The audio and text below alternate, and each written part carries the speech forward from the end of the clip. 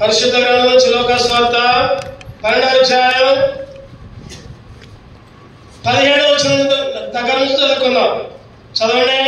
అప్పుడు అతడు, నా పంట సమకూర్చుకోవడం నాకు స్థలం చాలదు కనుక నేనేమి చేతును తాను ఆలోచించుకుని నేను లాగు చేతును నా కొట్లు విప్పి వాటికంటే గొప్పవాటిని కట్టించి అందులో నా ధాన్యవంతుడిని నా ఆస్తిని సమకూర్చుకొని నా ప్రాణముతో ప్రాణమా అనేక సంవత్సరాలకు విస్తారమైన ఆస్తి నీకు సమకూర్చబడి సుఖించుము, తినుము, త్రాగుము, సంతోషించుమని చెప్పుకొందుననుకున్నాడు.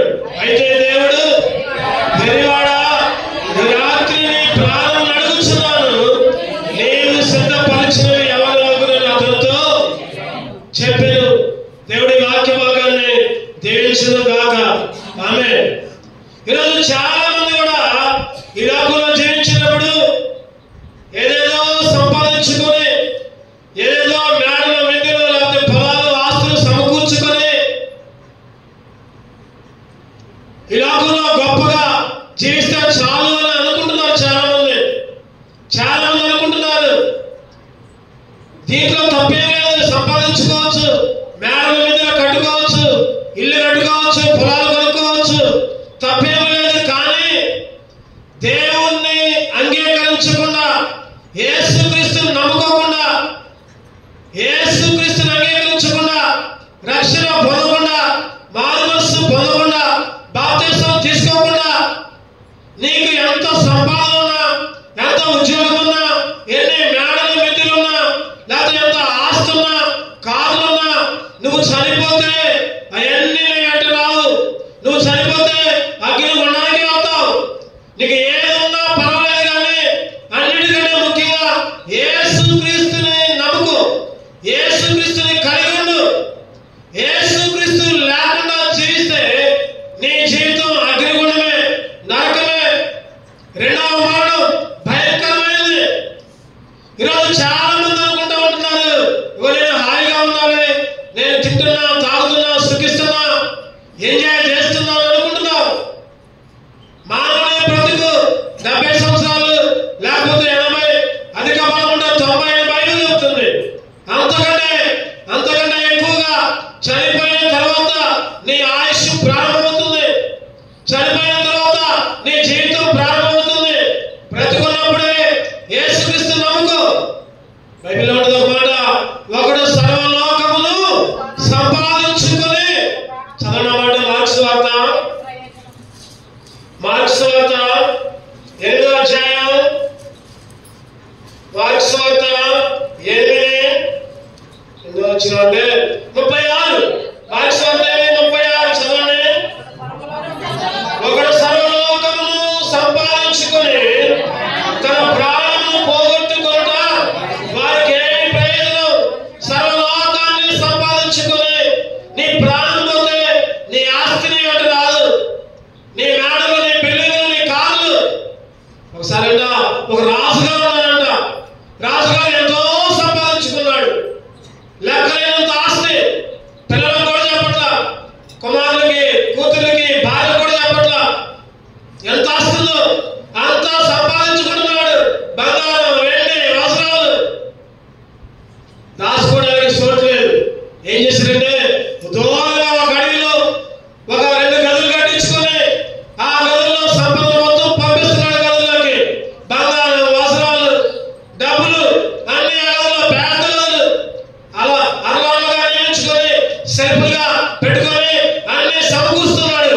మంత్రికి మాత్రం చెప్పాడు, మంత్రి ఇగో ఈ ఆస్తి, నా ఆస్తి మొత్తం దీంట్లో దాచుకుంటున్నా, ఎవరికి చెప్పమాకు, అవసరం వచ్చినప్పుడు పడి తిందాం.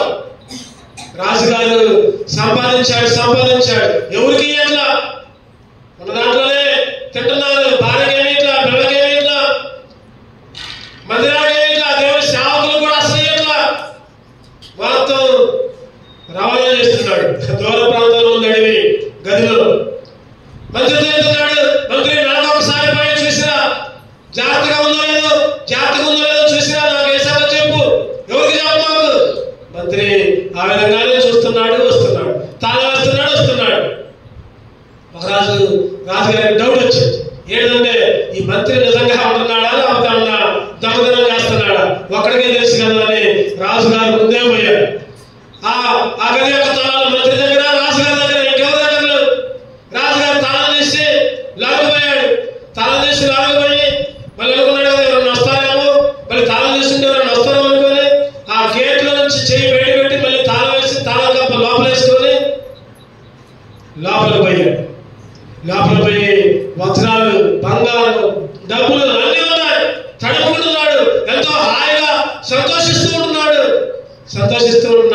అబ్బా ఎంత ఆస్తి అని పొలాడుతూ ఉన్నాడు డబ్బుల మీద. ఆ విధంగానే పడుకొని నిద్ర వచ్చింది. చెప్పండి, అనేది నిద్ర వచ్చింది. సమయం వచ్చింది, మంత్రి గారు వచ్చారు. తల ఎంత వేసింది మంచిగానే, లోపలంతా బాగానే ఉందనుకొని లోపల కూడా పోకుండా అంతే పోయాడు. ఈసారి రాజుగారికి ఆశ్చర్యం అయిపోయింది. రాజుగారికి మెలకు వచ్చింది. లేచి వచ్చాడు. గేటు కంటే ముందు ఒక తలుపు ఉంది. ఆ తలుపును బట్టి లాగుతున్నాడు. తలుపు రాట్లా. ఏంటి సంగతి అంటే మంత్రి గారు వచ్చి ఆ తలుపు కడేసి మరి తాళం వేసిపోయాడు. రాట్లా తలుపు. లోపల ఉన్నాడు. ఎంత గట్టిగా వేసినా కూడా ఉపయోగం లేదు. ఎక్కడో దూరంలో ఉంది రాజనగరం. మనుషులు సంచారం లేదు. అరుస్తూ ఉన్నాడు. ఆకలి అవుతుంది. చెప్పండి, డబ్బులు తింటాడా? బంగారం తినడా? దాహం అవుతుంది. నీళ్ళు లేవు. తాగుతాడా బంగారాన్ని? నెల రోజుల దాకా అర్థం కాల. రాజ్యంలో లేవు. రాజుగారి ఆడికి పోయారు. భార్య, పిల్లలు. చివరిగా మంత్రి కూడా అనుకోవాలి రాజుగారు లోపల ఉంటారు. మంత్రి కూడా కంగారు. అందరూ కూడా కంగారు పడ్డారు. రాజుగారు ఎక్కడికో పోయారు, ఏదో చేస్తున్నారు, తెలియలా. చివరికి మంత్రి గారు అనుకున్నారు కదా, సరే ఈ డబ్బునన్నా అమ్మగారికి రాణిగారికి ఇద్దాం, పిల్లలు మంచి పెడదామని తలుపు తీశాడు. లోపల గడి పెట్టాడు. ఆ గడి కూడా తీసి లోపలికి వెళ్ళాడు. లోపలికి వెళ్ళేసరికి డబ్బుల మీద చచ్చిపోయి పడున్నాడు.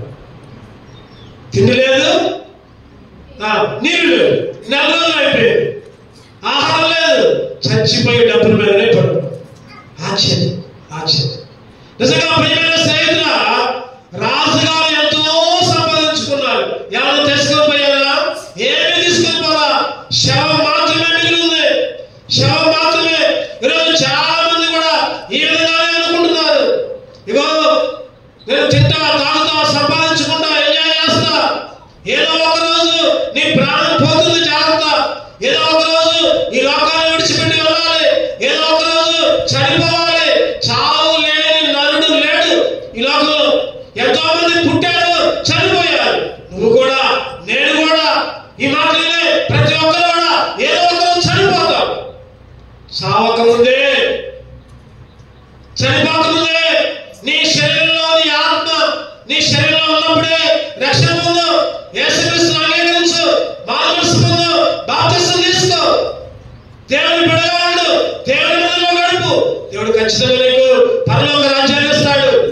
లేకపోతే ఆ విధంగానే చనిపోతే నిత్య నరకం, అగ్నిగుండం, రెండవ మరణం. అగ్ని ఆరదు, పురుగు చావదు. ప్రియమైన బిడ్డ, దేవుడు నీతో మాట్లాడుతున్నాడు. ఇదే రక్షణ, ఇదే అనుకోమైన సమయం. నేడు నీ పాపాలు ఒప్పుకో, యేసుక్రీస్తును అంగీకరించు, దేవుడి దగ్గరికి రా. నీ పాపాలు ఒప్పుకో. దేవుడికి నువ్వేమీ అక్కర్లా. నీ విరిగి నలిగిన హృదయాన్ని దేవుడు కల్పించు. దేవుడు నిన్ను కూడా తన బిడ్డగా పరలోక రాజ్యంలో చేరుస్తాడు. అటువంటి పరలోక రాజ్యంలో చేర్చే భాగ్యాన్ని దేవుడు నీకు, నాకు, మనందరూ కూడా అనుగ్రహించును గాక. ఆమేన్. దేవుడి మాటలు దీవించును గాక. ఆమేన్. రెండు వందలు నిలబడతాం. పాడుకుంటే దేవుని కాళ్ళు అర్పించుకుందాం.